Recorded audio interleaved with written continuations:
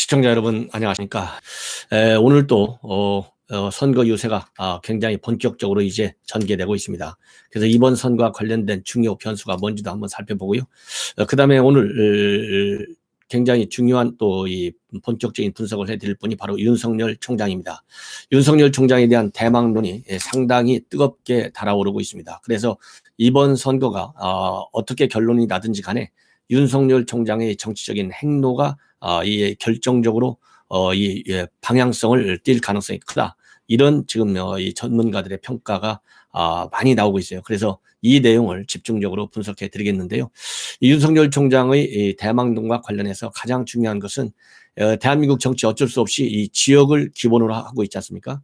그렇기 때문에 윤석열 총장의 대망론도 우선 출발선은 우선 지역을 매개로 해서 이루어지고 있다라고 하는 제가 말씀을 드립니다. 충청 지역이라고 하는 전체 지역 단위에서의 민심이 집약된다고 그래요. 왜 그러냐면 여러분들 그동안에 충청 지역에서 뜻을 품은 인사들이 굉장히 많았는데 하나같이 실패했다는 것이죠. 김종필, 이회창, 이완구, 이인재, 정운찬, 반기문, 안희정. 그러고 보니까요 엄청 많아요. 저도 뭐 이렇게 많은 줄 몰랐는데 저도 뭐 사실 충청도지만 이렇게 많은 줄 몰랐어요. 뭐 꿰뚫어 보니까 많아요. 그런데 전반적으로 이렇게 다 실패했다는 겁니다. 4전 5기 실패. 그렇지만은 이번 윤석열 총장의 경우는 다르다는 거예요. 왜 다르냐? 여러 가지 측면에서 다르다는 걸 할 수 있는데 무슨 이 성격적 측면 뭐 이 윤석열 총장의 뭐 커리어 뭐 이 많은 측면에서 분석할 수 있지만은 결론적으로는 이 다르다고 하는 것이 윤석열 총장의 지지율을 보면 알 수 있다는 겁니다. 왜냐하면 윤석열 총장이 지난 3월 달에 한국사회여론연구소가 조사한 바에 따르면 이 적합도면에서 윤석열 총장이 어느 정도나 높게 나타나고 있냐면 30%대 이상을 계속 나타내고 있고 최근에는 40%대를 돌파한 적까지 있어요. 그래서 32.4%, 첫째 주는, 둘째 주는 37.2%, 셋째 주는 39.1%까지 상승했어요. 그러다가 세 번째 주의 경우에는 그러니까 거의 40%에 육박할 정도로 높았어요. 그런데 이렇게 굉장히 고공행진을 계속하고 있다는 것이죠. 근데 이제 최근에 반기문 전 총장의 경우에는 대권 조사 아무리 높아도 20% 정도를 살짝 웃도는데 그쳤다는 겁니다. 그래서 이런 높은 지지율의 바탕에는 바로 뭐냐? 충청 지역 전체의 압도적 지지가 깔려 있다는 겁니다. 그래서 윤 총장에 대한 충청권의 지지율은 최근에 30~40% 안팎을 기록하면서 보수 색채가 굉장히 강한 TK 또 PK하고 비슷한 그런 수치까지 나왔어요. 그래서 3월 2주차에서는 충청권 지지율이 1주차 대비 9.2%나 올라가지고 46.7%를 기록했는데 이때 2주차에 TK는 52.6%예요. 그러니까 불과 6%밖에 차이가 나지 않아요. 그리고 이 작년에 윤 총장하고 추미애하고 갈등이 극에 달했을 때 윤 총장에 대한 충청권의 지지율은 33.8%였는데 PK는 30.4, 그다음에 TK는 27.3. 여기를 완전히 추월한 거예요. 그 정도로 지역 민심이 굉장히 윤 총장을 중심으로 한 이 지지기가 보통이 아니다는 거죠. 그래서 과거에 충청권 맹주라고 주창했던, 그래서 대권을 노렸던 앞에서 말씀드린 이 실패한 인물들과는 상당한 이 견인력, 지역 견인력이 크다는 겁니다. 예. 그래서 과거 주자들하고는 상당히 다르다. 그리고 또 하나 다른 점은 뭐냐? 이 과거에는 자기 이름을 걸고 뛰어서 되는 것이 아니라 반드시 대권을 하려면 영남 또는 호남과의 지역적 연대가 없이는 안 되는 그런 정치 여건이었다는 겁니다. 그래서 기존 정당의 조직력 위에 올라타야만이 그런 되는 형국이 있다는 것이죠. 이해창 총대도 그렇고 이인재 의원도 그랬다는 겁니다. 그렇지만 윤석열 총장은 지금 홀홀 단신 이름 하나만으로 이렇게 30%에서 40%까지 육박하는 높은 지지율을 가지고 있고, 특히 아까 말씀드린 대로 이 호남은 예입니다. 영남과의 지지율 면에서도 영남을 오히려 추월하는 현상까지 나타나고 있다는 거예요. 그렇기 때문에 이러기 때문에 바로 이 앞에서 말씀드린 지역 연대 의도적인 정치공학적인 선거공학적인 지역 연대와 관계없이도 이름 석자 가지고 지금 현재 이 반법치주의 문재인 정권의 특징 아니겠습니까? 법치주의, 국민검찰, 그렇잖아요. 국민의 인권보호 이런 측면에서 윤석열 총장이 가지고 있는 브랜드의 정치적 가치 그거 하나만으로 TK 지역, PK 지역까지도 흡수할 수 있는 능력을 가지고 있다는 것이죠. 그렇기 때문에 그렇기 때문에 김종인 비대위원장이 버릴 순간을 잡았다. 이렇게 얘기하고 있고, 특히 윤석열 총장을 국민의힘으로 끌어들이려고 하는 전진석 의원이 더 주도적으로 나서고 있다는 겁니다. 그래서 거꾸로 윤 총장이 의도적으로 TK나 PK와 연대를 하지 않더라도 지금 윤 총장이 가지고 있는 여러 가지 정치적인 상징성 때문에 TK와 PK가 윤 총장으로 이 달려드는 이 지지를 말하자면 보여주는 이런 이 역설적 상황이 벌어지고 있는 거예요. 그렇기 때문에 이 충청 대망론, 윤석열 대망론은 성공 가능성이 있다는 겁니다. 그리고 충청 지역의 경우는 캐스팅 보터라고 하는 특징이 있는데, 이 얘기는 결국 뭐냐? 나라를 위해서 될 사람을 찍는다는 것이죠. 이것도 윤석열 총장을 향하는 그런 분위기로 이루어지고 있고, 왜 그런 될 사람을 밀어줘야 되느냐? 이것이 곧 윤석열 총장이다. 이 얘기는 반문 정서가 충청권에서 굉장히 크다는 겁니다. 그래서 금년도에 문재인에 대한 대통령에 대한 긍정평가가 가장 높았던 시기가 신년 기자회견에서 있었던 1월 3주차인데 그때 43%예요. 문재인 대통령. 근데 그 당시 충청권의 부정평가가 54.2%예요. 그래서 이 TK나 PK, TK는 76, 강원도 54.5, 그 다음에 세 번째로 충청도에서 반문 평가가 이렇게 높다는 거예요. 그래서 충청 대망론을 바탕으로 한 윤석열 총장의 성공 가능성은 그 어느 때보다도 크다. 그래서 이제는 단순하게 사람의 지역 이런 것만 보고 선거하고 이합집산할 때가 아니라 이번부터는 먼저 이 대권 주자들이 가지고 있는 정치적인 가치, 신조, 그리고 그다음에 철학 이런 걸 보고 같이 투표를 해야 된다라는 주장을 제가 다시 한번 여러분들께 해드리고 싶습니다.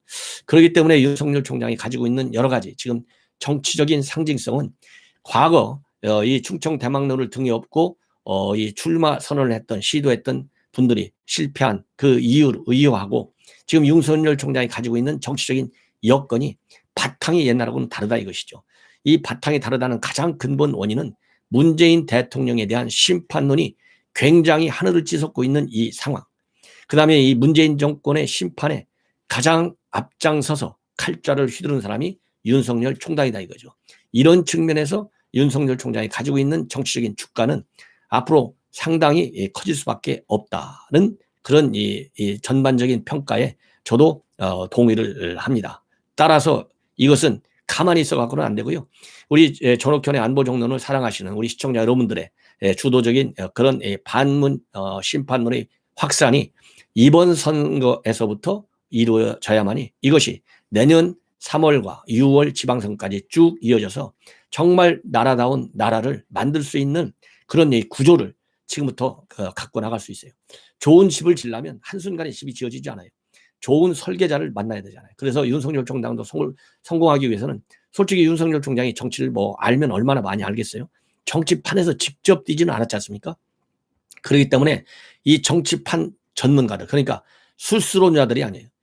정말 대한민국을 진정으로 건설할 수 있는 그런 능력과 지혜, 그 다음에 장기적인 철학과 비전을 가지고 있는 좋은 정치 인물을 멘토로 삼아서 설계를 잘 해 나가야 되겠다. 그래서 이 설계의 시기가 짧게는 지금 한 달 정도밖에 안 남았겠죠. 왜냐하면 지금 한 2주밖에 안 남았고 보궐선거가 그 보궐선거 이후에 이합집산하는 그 정치인들의 그 뛰는 모습들이 눈에 다 보이고 다 기사화 될 거예요. 거기에서 옥석을 가리는 작업을 해야 돼요. 그래서 이 설계도를 다 보고 내가 가야 할 설계도, 택해야 할 설계도가 뭔지를 윤석열 총장이 주의 깊게 또 이 평가를 해야 돼요. 이 평가를 혼자서도 할 수 있고 언론을 통해서도 할 수 있고 다양한 방법으로 좋은 설계도를 검증해서 골라가지고 그 좋은 설계도에 올라탈 때 우리가 내년에 바로 이 정권을 우리 야권에서 되찾아올 수 있다. 이런 말씀을 드리고 싶고 그런 측면에서 우리가 윤석열 총장에게 그야말로 고언도 충언도 아끼지 않아야 된다. 이런 생각이 듭니다. 자, 이제는요. 오세훈 후보가 연합뉴스와 그야말로 이 인터뷰를 했어요. 방금 전에 인터뷰를 한 내용이 지금 언론에 막 나오기 시작했습니다. 이 내용 굉장히 중요합니다. 전반적으로 서울시장 이 오세훈 후보가 주장하는 게 그거잖아요. 본인은 당선되면 바로 펜대 잡고 일할 수 있는 거 아니에요? 그야말로 이미 2번이나 했지 않습니까? 이 대목에서 구간이 명관이다. 이런 얘기를 꺼낼 수 있는 거예요. 그렇기 때문에 오늘 이 인터뷰는 그동안에 오세훈 후보가 했던 인터뷰와 이 다른 점도 있고 또 비슷한 점도 있겠죠. 일관성의 측면에서. 그렇지만 상당히 간단 명료하게 우리 서울 시민들 그리고 이 대한민국 국민들이 굉장히 이해하기 쉽게 인터뷰가 정리가 잘 돼 있어요. 그래서 이 내용을 연합뉴스에서 독점으로 인터뷰를 했어요. 그러니까 연합뉴스는 이 통신사니까 이 앞으로 이 잠시 후부터는 다른 언론에도 많이 나오겠지만은 제가 유튜버로서는 제일 먼저 여러분들께 소개시키는 것이 아닌가, 소개해 드리는 것이 아닌가 싶습니다. 먼저 여러분들 서울시 TBS의 김어준의 뉴스공장 말도 많고 탈도 많죠. 저 같으면 정말 김어준이 그냥 하차만 시키는 것이 아니라 그동안에 편파 방송한 데 대한 정치적, 사회적 책임을 꼭 물어야 되고 법률적으로 잘못된 점이 있으면 그것도 지적해야 된다. 서울시에서 수백억을 지금 TBS에 예산 지원해 주지 않습니까? 이 지원된 예산이 제대로 썼는지 이거는 그야말로 이 법률적 검토가 가능한 상황 아니겠어요? 이런 점까지 전부 짚어야 된다고 생각하는데 여기에 대해서는 가능하면 이 오세훈 후보의 워딩을 그대로 살려서 여러분들께 방송해 드리겠습니다.